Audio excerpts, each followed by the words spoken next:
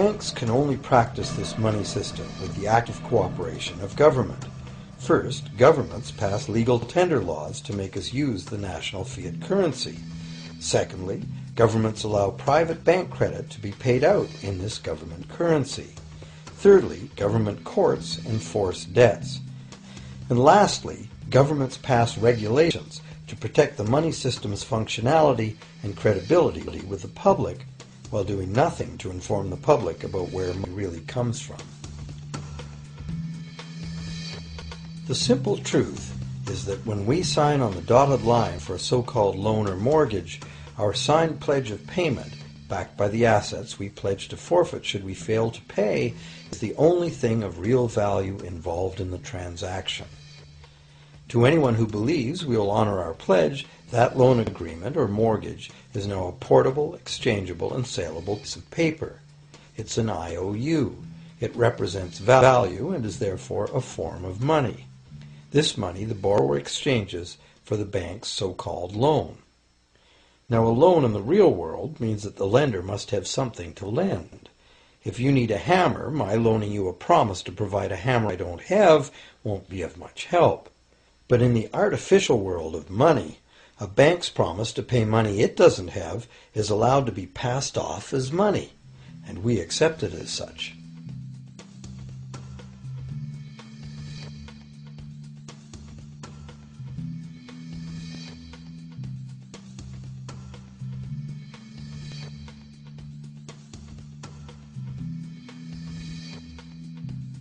Once the borrower signs the pledge of debt, the bank then balances the transaction by creating, with a few keystrokes on a computer, a matching debt of the bank to the borrower. From the borrower's point of view, this becomes loan money in his or her account. The government allows this debt of the bank to the borrower to be converted to government fiat currency. Everyone has to accept it as money. Again, the basic truth is very simple. Without the document the borrower signed, the banker would have nothing to lend.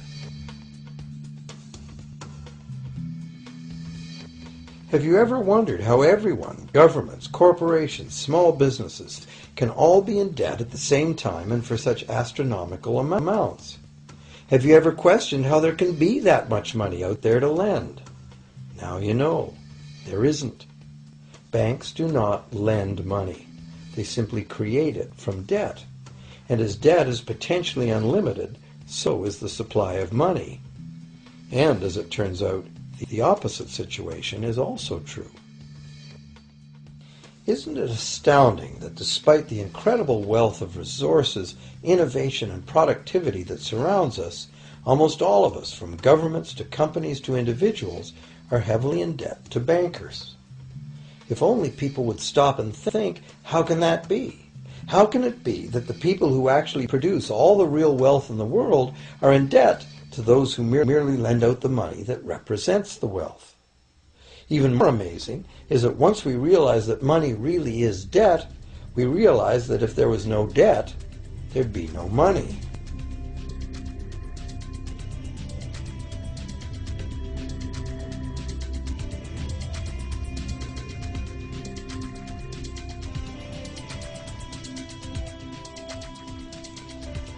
If this is news to you, you are not alone.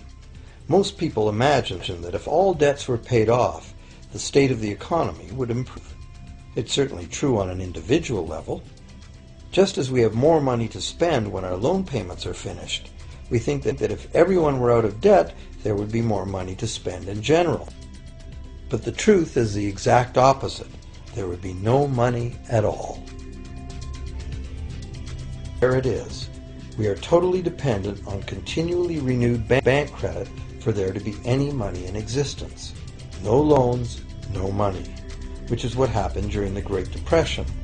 The money supply shrank drastically as the supply of loans dried up.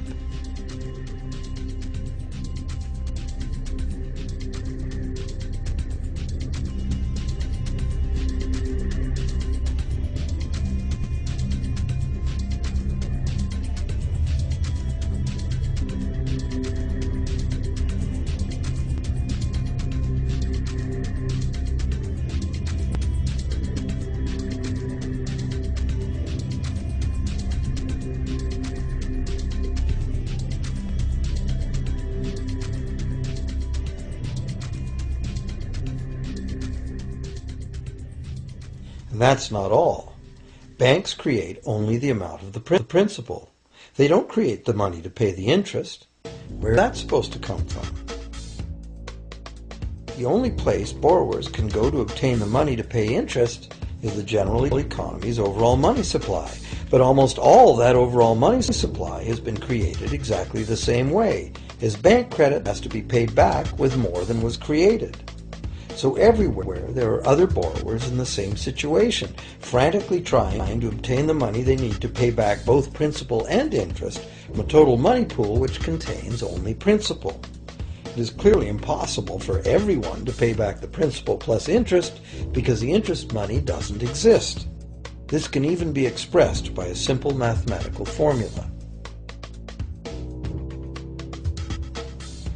The big problem here is that for long-term loans, such as mortgages and government debt, the total interest far exceeds the principal. So when a lot of extra money is created to pay the interest, it means a very high proportion of foreclosures and a non-functioning economy. To maintain a functional society, the rate of foreclosure needs to be low. And so, to accomplish this, more and more new debt money has to be created to satisfy today's demands for money to service the previous debt. But of course, this just makes the total debt bigger, and that means more interest must ultimately be paid, resulting in an ever-escalating and inescapable spiral of mounting indebtedness.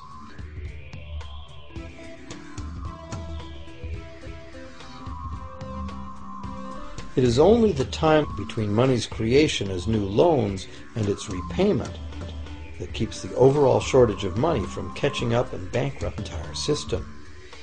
However, as the bank's insatiable credit monster gets bigger and bigger, the need to create more and more debt money to feed it becomes increasingly urgent.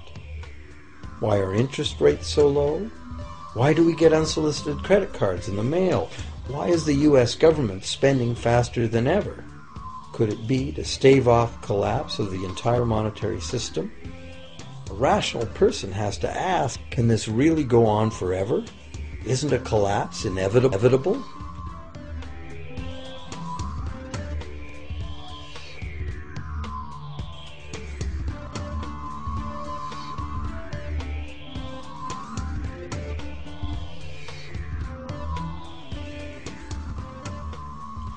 Money facilitates production and trade.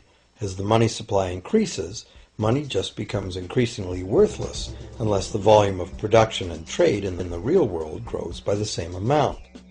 Add to this the realization that when we hear that the economy is growing at 3% per year, it sounds like a constant rate, but it's not.